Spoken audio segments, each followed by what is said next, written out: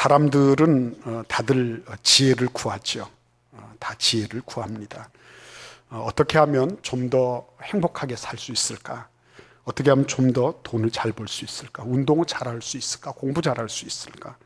심지어는 뒤템비인이 되고 부동산 투자를 하고 휴가지에서 바가지를 안 쓰는 이런 법들도 그것도 하나의 지혜일 수 있는 거죠. 그리고 락앤락에 뭔가를 탁 집어넣었는데 냄새가 많이 났을 때 그때 녹차가루를 좀 뿌려놓으면 며칠 되면 싹 사라진다. 뭐 이런 것도 작은 정도의 지혜라고 말할 수 있을 것입니다. 근데 이제 이러한 지혜들을 가만히 살펴보면 이거는 어떻게의 지혜죠. 어떻게의 지혜입니다. 소위 말하면 노하우를 말해주는 지혜예요. 어떻게 하면 이게 해결이 되더라. 어떻게 하면 그렇게 되더라 하는 것이죠. 그러나 이러한 지혜들을 사람들이 가지지만 그 다음의 지혜, 그보다 더 나은 지혜가 나오거든요. 그죠? 옛날에 워드 프로세서 한 대 사면 대단한 거였어요. 근데 워드 프로세서 가지고 이거 요즘 안 쓰잖아요. 그보다 더 높은 차원의 노하우들, 그런 것들이 더 많이 나오고 더 좋은 제품들이 나오는 거예요. 그죠? 요즘에 누가 필름 껴서 사진 찍습니까? 그죠? 요즘 똑딱이라 그러면서 작은 카메라 가지고 다니는 분도 있지만 대부분 보면 그냥 휴대폰 꺼내가지고 턱 찍으면 되는 거죠. 그죠? 그렇게 하지. 그거 가지고 잘 안 다니거든요. 그러니까 여러분 이게 노하우라고 하는 것이 굉장히 어떻게 보면 참 중요하지만 유용하지만 그러나 이게 원천적인 지혜는 되지 않는다는 것을 알 수 있어요. 오늘날 예수님한테 바리새인들과 서기관들이 작심하고 왔죠. 뭘 작심하고 왔습니까? 어떻게 하면 예수님을 넘어뜨릴 수 있을까? 그래서 자기들끼리 지혜를 짰습니다. 어떤 걸 가지고 할까 하다 보니까 이거면 되겠다 싶어서 예수님께 이런 질문을 던졌어요. 예수님, 당신 같으면 어떻게 하겠습니까? 세금을 내시겠습니까? 안 내시겠습니까? 그랬어요. 이거 굉장히 소위 말하면 외통수 걸린 거예요. 근데 예수님께서 그러시죠. 데나리온 하나 가지고 와라 해서 화폐를 딱 갖다 드리니까 이거 화폐 누구 그림이 그려져 있냐? 물어봤어요. 그러니까 이거 가이사의 그림이 그려져 있습니까? 로마 화폐니까 가이사의 황제의 그 부조가 그려져 있을 거 아니겠습니까? 그러니까 예수님이 그러시죠. 가이사의 것은 가이사에게, 하나님의 것은 하나님께 드려라 그랬어요. 근데 그 다음에 반응이 놀랍죠. 마태, 마가, 누가복음에 이 부분이 다 나와 있는데 그때 사람들이 깜짝 놀랬다 그랬어요. 깜짝 놀랐습니다. 그리고 그 이후로는 침묵했다 그랬어요. 예수님 앞에 감히 말을 못했다 그랬습니다. 감히 말 못했어요. 예수님께는 뭐가 있는 거죠? 지혜가 있는 거죠. 지혜가. 그 사람들은 외통수다 생각을 했습니다. 왜냐하면 세금 내라 그러면은 자기 나라 이스라엘을 반역하는 거고요. 세금 내지 마라 그러면 이거는 로마 정권에 대해서 반기를 드는 거예요. 그래서 나가서 퍼뜨리면 반역죄로, 로마 가이사에 대한 반역죄로 잡아들일 수 있는 거고요. 그러면 그렇게 하면 되지만 내라 그랬으면 이제는 이스라엘 민족에게 민족적인 반역자가 되는 거예요. 그러니까 완전 외통수 아닙니까? 그런데 예수님께서는 그것만 가지고 계시지 않았어요. 거기에만, 그들이 정해준 룰에만 얽매이지 않으시고 자기들의 화폐를 가지시고 말씀하시는 거예요. 하늘로부터 온 지혜죠. 그렇죠? 이 지혜를 오늘 욥이 말하고 있는 것입니다. 그렇죠? 욥기나 잠언이나 전도서를 지혜서라고 얘기합니다. 그러나 이 잠언이나 전도서의 그 지혜하고 이 욥기서에서 말하는 지혜는 다른 겁니다. 잠언이나 전도서에는 적어도 연인도 등장하고 낭만적이죠. 그리고 왕도 등장하고 여러 현인들도 등장하고 그러잖아요. 그런데 이 욥기서에서 말하는 지혜는 그런 여유 있고 만만하고 낭만적인 그런 지혜를 찾는 게 아닙니다.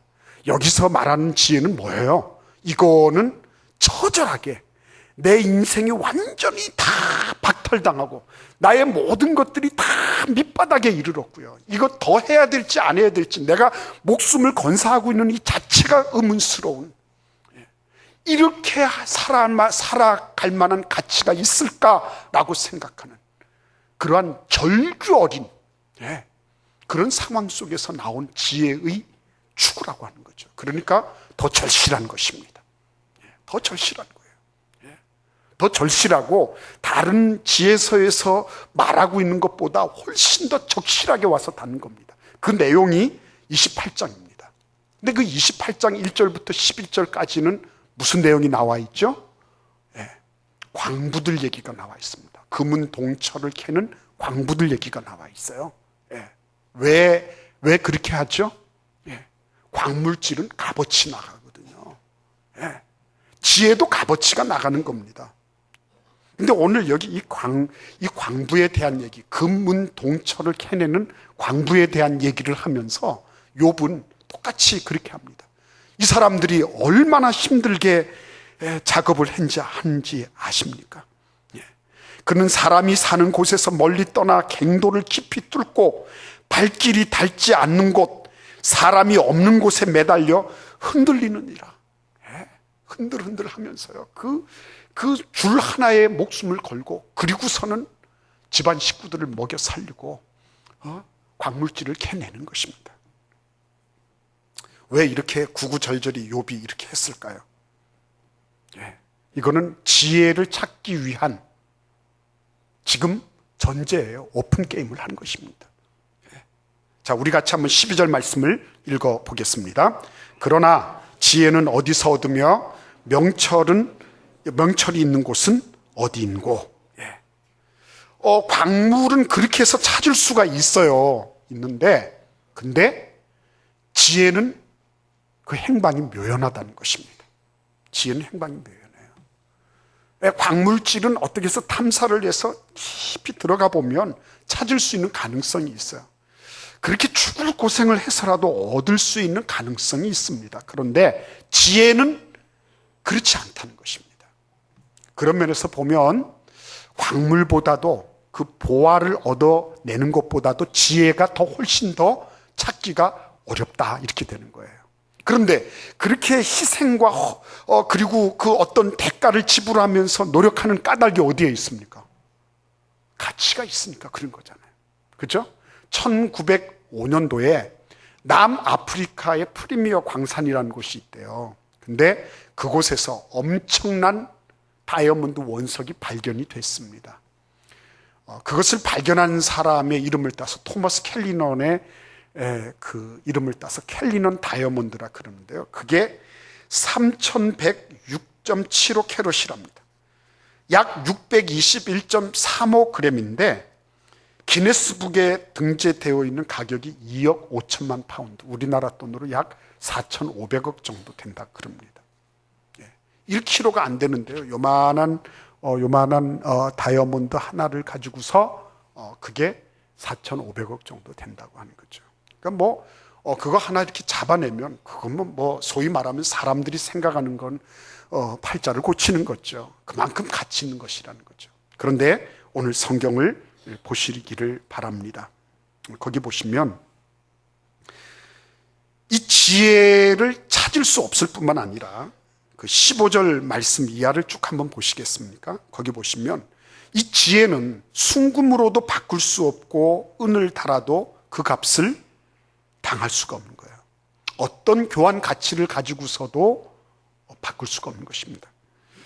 16절에도 보시면 오빌의 금이나 귀한 청옥수나 남보석으로도 그 값을 당하지 못하겠고, 17절에도 황금이나 수종으로도 비교할 수 없고 정금 장식품으로도 바꿀 수 없고, 18절에도 진주와 벽옥으로도 비길 수 없나니 지혜의 값은 산호보다 귀하구나 그랬어요. 이거는 찾을 수 없는 정도가 아니라 바꿀 수도 없어요. 이 세상의 그 어떤 것으로도 바꿀 수가 없는 그런 애로사항입니다. 지금 욥이 왜 이거를 자꾸 찾으려고 하는 것입니까? 내가 알고 싶은 거예요. 알고 싶어요. 내가 지금 이렇게 부조리하게 당하고 있는 거, 나의 부당한 이 인생의 기구한 이러한 이 부침을 내가 알고 싶은 거예요. 내가 그거를 좀 통찰하고 싶은 거예요. 누군가가 나에게 지혜를 탁 줘서 이게 어떻게 됐다, 명경같이 좀 그거를 살펴보고 싶은 그런 욕망이 있는 것입니다.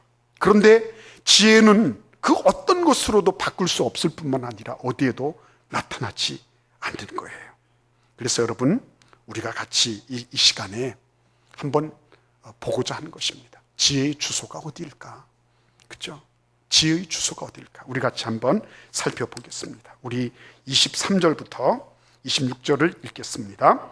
하나님이 그 길을 아시며 있는 곳을 아시나니 이는 그가 땅끝까지 감찰하시며 온 천하를 살피시며 바람의 무게를 정하시며 물의 분량을 정하시며 비 내리는 법칙을 정하시고 비구름의 길과 우레의 법칙을 만드셨습니다. 아멘. 여기 보시면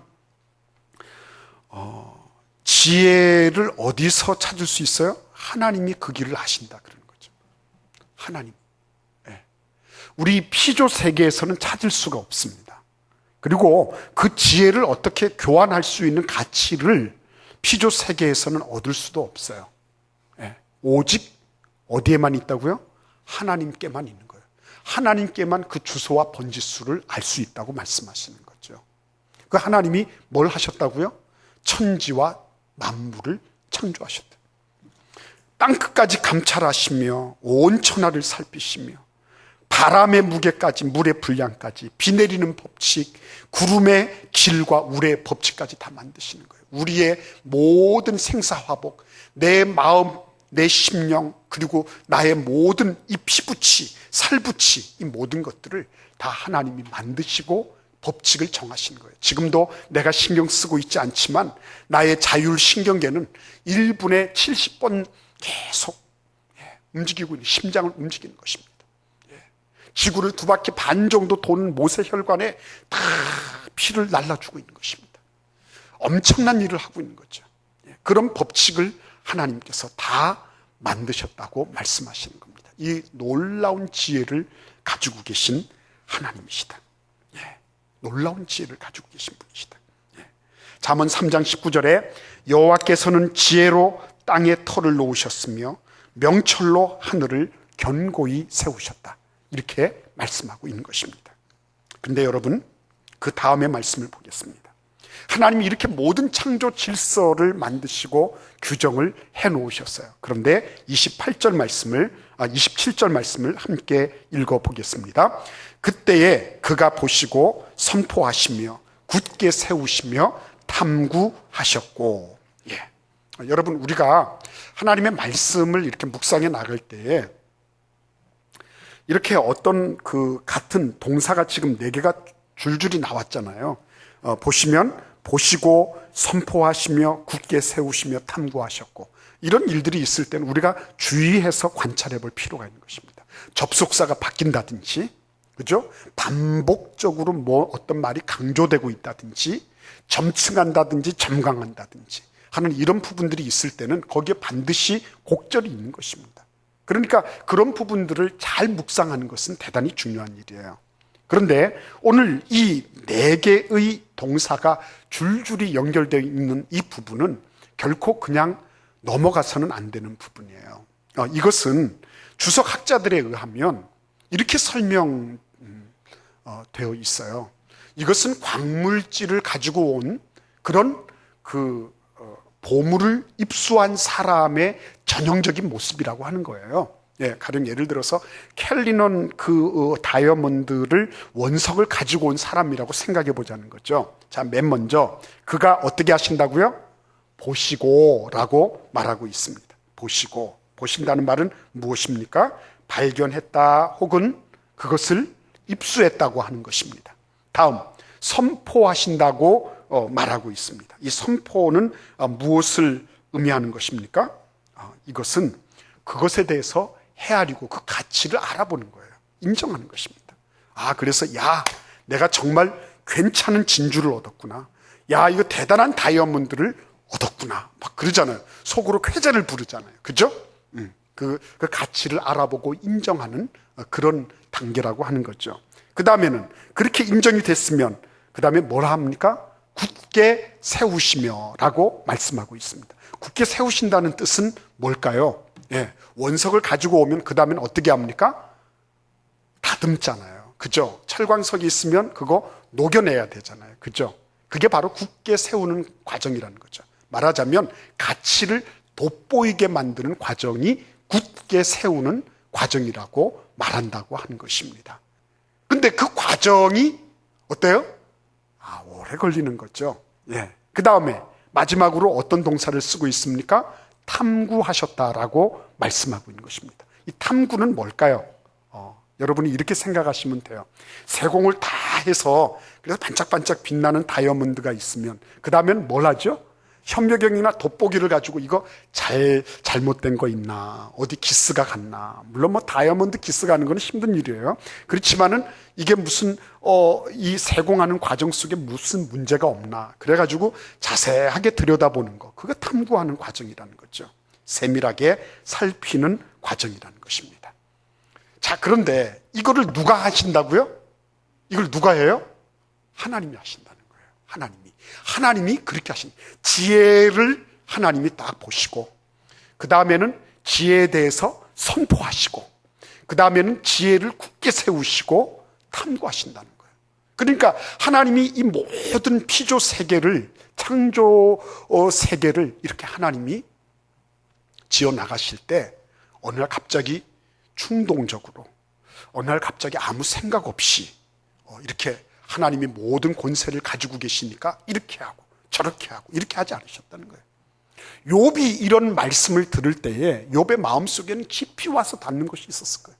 하나님이 나를 아무렇게나, 하나님이 나를 아무 값어치 없는 존재로 그냥 막 던지셔서 내가 이렇게 엄청난 구렁텅이에 빠져 있구나, 이렇게 생각이 안 되는 거죠. 왜? 하나님이 보시고, 그리고 하나님께서 그것을 선포하시고 세우시고 탐구하신 결과로 지금 이렇게 있는 거니까. 근데 욥에게 있어서는 이게 이해가 안 되는 거죠. 왜 이해가 안 되는 겁니까? 하나님, 저를 그만큼 정련하셨으면 됐지 얼마나 더 정련하시려고 그래요? 하나님, 나는 내가 당면하고 있는 이 시험과 환난의 이 모든 문제에 대해서 난 그래도 알고 있습니다. 그러면 좀 답 좀 시원하게 내주세요. 답 좀. 우리 그렇게 질문해요. 욥도 마찬가지예요. 답 좀 시원하게 해주세요. 하나님이 창조하셔서 알파가 되시는 거 알아요. 하나님이 이런 과정을 거친다는 거 알아요. 근데 언제 끝날 겁니까? 언제 하나님은 나를 회복시켜 주실 거예요? 이렇게 된 연유가 뭔지 좀 답 좀 내놔보세요. 이렇게 하는 거예요. 우리 같이 한번 28절을 읽어보겠습니다. 또 사람에게 말씀하셨도다. 보라, 주를 경외함이 지혜요, 악을 떠남이 명철이니라. 아멘. 참 여기에 와서는 욥도 어떻게 말을 할 수가 없는 것입니다. 왜냐하면요, 결정적인 한방이거든요. 우리는 지혜를 어떻게 생각하죠? 어떤 문제를 잘 해결할 수 있는 기기묘묘한 아주 신비로운 어떤 그 새로운 방법론으로 생각하는 경우가 많이 있어요. 그렇습니다. 그런데 하나님은 지혜를 그렇게 말씀하고 있지 않습니다. 이 결정적인 한방이에요. 앞에서 하나님이 창조주 하나님이 되시면서 출발하셨어요. 그리고 보석을 입수한, 그죠? 그런 사람처럼 이 보석을 선별하고 이거를 가치를 극대화시키면서 끝까지 다 왔어요. 그 과정입니다. 그죠? 근데 마지막 결론이 뭐냐면, 지혜는 욥에게 이렇게 말씀하시는 거예요. 지혜는 네가 생각해서 너에게 해당되는 해답을 얻으려고 하는 것에 있는 것이 아니라 하나님 그분 자신을 경외하는 것에 지혜가 있는 것이다 라고 말씀하시는 거예요. 하나님이 말씀하시는 거죠. 욥아, 네가 그 해답을 들으려고 그렇게 노력하고 애쓰지만 네가 해답 자체, 지혜를 얻어서 지혜 그 자체에 멈춰 설 거니, 안 그러면 너를 통해서 그 문제를 통해서 나를 발견하는 그런 참된 지혜, 근원적인 지혜를 얻을 거니, 이거 물어보시는 거예요. 그렇죠? 그래서 여러분, 이 지혜의 삶을 사는 사람들이 가지는 특징들이 있습니다. 맨 먼저는 뭐냐면요, 물리적 두려움에서 거룩한 두려움으로 나아가게 됩니다. 지금까지 욥은 굉장히 두려웠어요. 뭐가 두려웠습니까? 이제 다 날아갔잖아요. 다 날아가고 이제는 내 생명 하나가 딸랑 남았어요. 근데 내가 내 생명에 대해서 미련을 가지고 있는 것은 아니지만 이런 엄청난 병고, 이런 엄청난 환난을 당하면서 너무너무 믿을 게 없는 거죠. 그런데 이 하나님을 경외하는 거, 그러니까 지금 건축물을 보고서 막 입을 열면서 막 대단하다고 하는 것이 아니라 그 건축물을 지어낸 건축주에게로 시선을 돌리게 하는 그 근원적인 지혜를 가지면서 욥은 어떻게 합니까? 이 모든 필요세계를 쥐락펴락하시는 하나님, 두려우신 하나님을 향하여 거룩한 경외감을 가지는 거예요. 그 하나님께 거룩한 경외함을 가지는 순간부터 어떻게 되는 거예요? 물리적인 거, 주변적인 거, 환경적인 거, 이런 것들이 두렵지 않은 거예요. 이게 놀라운 축복이죠. 보이는 현상이 아니라 보이지 않는 부분에 대한 것이라는 거예요. 그래서 이런 지혜를 가지게 되면 어떻게 되죠? 믿음이 생기는 것입니다. 믿음은 뭐예요? 바라는 것들의 실상이요, 보지 못하는 것들의 증거가 되는 것입니다. 보이지 않는 것에 대한 관심을 가지게 되는 거예요. 나타나는 현상, 그 배면에 있는 것들을 보는 거예요.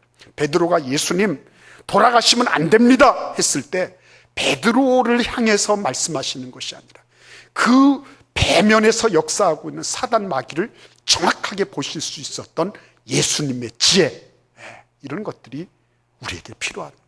그런 것들이 자라나는 거예요. 그리고 여러분, 이런 지혜가 있게 되면 결국은 어떻게 됩니까? 결국은 예수님께로 딱 잡히게 돼요. 저는 이게 너무 좋습니다. 예수님 한 분에게로 딱 단일화되는 거예요. 일원화되는 것입니다.